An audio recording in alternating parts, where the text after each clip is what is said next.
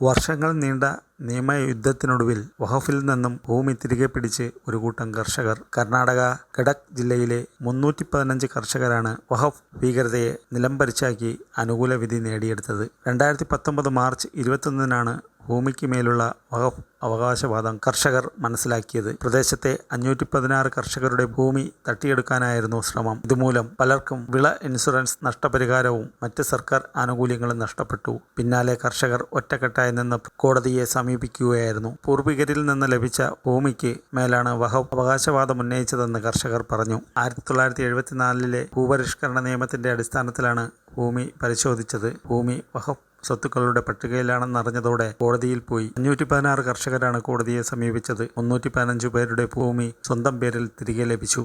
ബാക്കിയുള്ളവർ കോടതി ഉത്തരവിനായി കാത്തിരിക്കുകയാണ്. കർഷകർ പറയുന്നു, വഖഫ് ഭീകരതയ്ക്ക് ഇരകളായവരെ ബോധവൽക്കരിക്കുന്നതിനുള്ള ക്യാമ്പയിൻ ആരംഭിക്കുന്നതിനുള്ള തയ്യാറെടുപ്പിലാണ് ഗഡകിലെ കർഷകർ. മറ്റ് ഇരകൾക്ക് ആത്മവിശ്വാസം വർദ്ധിപ്പിക്കുന്നതാണ് ഗഡകിലെ കർഷകരുടെ പോരാട്ടവും തുടർന്നുണ്ടായ വിജയവും. കഴിഞ്ഞ ദിവസം കേരളത്തിലെ കോടതിയിലും വഖഫിന് വൻ തിരിച്ചടി നേരിട്ടിരുന്നു. തപാൽ വകുപ്പ് വഖഫ് ഭൂമി തട്ടിയെടുത്ത കേസ് ഹൈക്കോടതി റദ്ദാക്കിയിരുന്നു.